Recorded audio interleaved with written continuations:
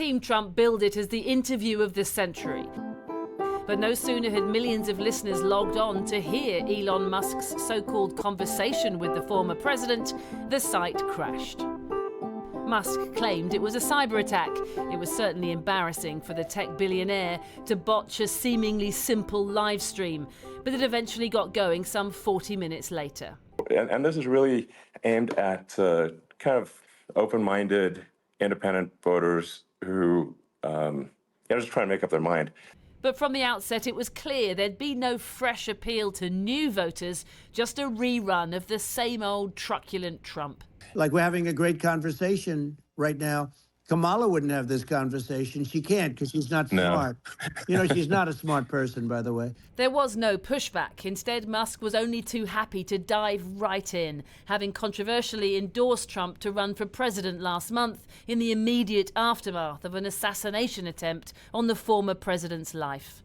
I think we're in massive trouble, frankly, with the Kamala administration, and that's my honest opinion. I think really it's essential that you win for the good of the country. Hard to think the two billionaires were once at odds. Now their camaraderie was dripping from the airwaves. Not all endorsements mean that much, to be honest. Your endorsement meant a lot. Of course it did. With Musk now at the helm of the social media platform he renamed X, the tech entrepreneur is using the site as his personal megaphone, pushing a pro-Trump message to his near 195 million followers. Last night's interview, the icing on the cake of Musk's sharp pivot to the hard right of US and global politics. I haven't been really active in politics before, and I'm just trying to point out that my track record historically has been moderate, if not moderate, slightly left. And so this is to people out there who are in the moderate camp to say, I think you should support Donald Trump for president.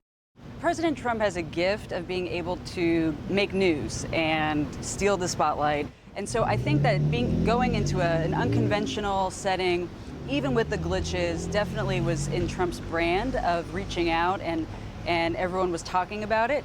If this was meant to be a relaunch, re-energizing his campaign, which has been rocky since the emergence of Kamala Harris, this wasn't really it, was it? Last night was an audience of people who they heard what they wanted to hear. They got what they wanted to hear. It was a safe space of voters, but it did show, you know, creativity, and it did make news, and today we're talking about it. Today there are even people who don't have X and who don't know who Elon Musk is, who are going to their farm in Pennsylvania or their casino in Las Vegas. They still have heard about it, which is all, I think, you know, a net benefit because they're talking about Trump and not Harris.